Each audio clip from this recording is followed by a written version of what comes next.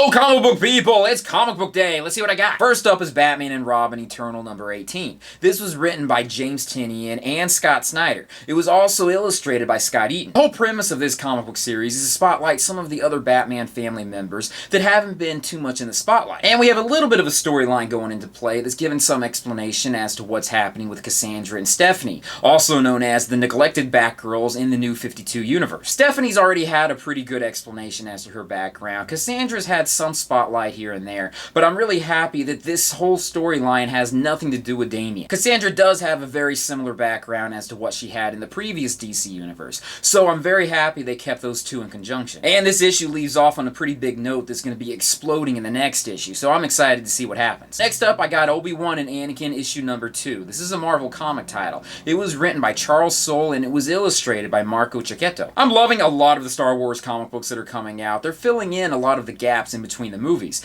This one takes place in between episodes 1 and 2. We have a 12-year-old Anakin Skywalker, so this takes place way before the Clone Wars, and it takes place before Attack of the Clones, so he's not quite as whiny and annoying yet. And they're also showing that Obi-Wan is a Jedi Master badass, which I am very happy about. The prequel movies always seem to make Obi-Wan very weak, and I never liked it. The comic books are fixing that problem. In that respect, they are very good. This comic book has him and Anakin on a nice planet where they're going through a big adventure. It's nothing really too spectacular, but still it is great to read these characters in action. Walking Dead, issue number 151. This was written by Robert Kirkman and it was illustrated by Charlie Adlard. Hard to believe that this series has been going on for 151 issues. But anyways, Rick and his company have established several different colonies. They're not really colonies and he didn't really establish them himself, but he has declared himself the dominant one out of all of these colonies. Granted, he's had to fight off a lot of different warlords and other people that have tried to invade him. This has been explored somewhat in the TV show, but not completely and thoroughly. Currently, it appears that he's going to be going against a new group of people called the Whisperers. They've been introduced a while back, and they've been sowing a lot of different seeds between the two of them butting heads. And because of some misunderstandings, and because of both of these groups having very stubborn people involved in them,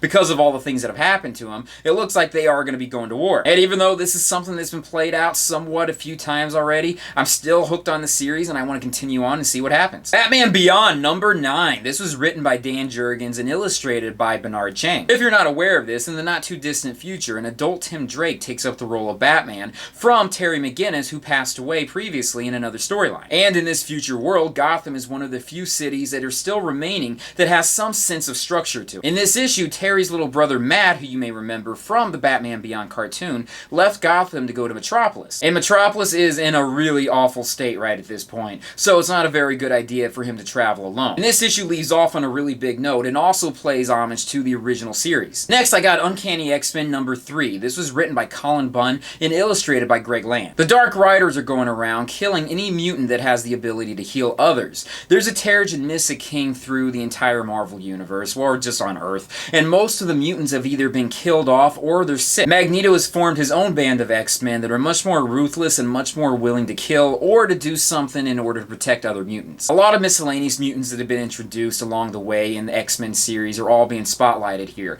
particularly those who are healers. We also have a little side story going on with Phantom X and Mystique. More than likely, this is going to play in with the Dark Riders at some point down the line. Finally, we got Spider-Man number 1. This was written by Brian Michael Bendis and illustrated by Sarah Pichelli. This is Miles Morales' Spider-Man, who has come over from the Ultimate Universe, is now part of the regular Marvel Universe. And I love his character. He's written so incredibly well. He's still in high school too, so he's going through a lot of the problems that Peter Parker once had to go through. And he's also part of the Avengers, so he's going through all of the issues that they're going through too. In fact, that comes into play with this issue. He goes up against Blackheart, who the Avengers had just fought. Good first issue, definitely can hold a title on his own. I'm very excited to see what they're going to be playing out in the future storylines. So anyways, that's my comic load for this week. What did you guys get? Did you get any comic books? Let me know in the comments down below. I'd really appreciate it. Anyways, thank you guys for watching me in this video, and I'll join you in another one very soon.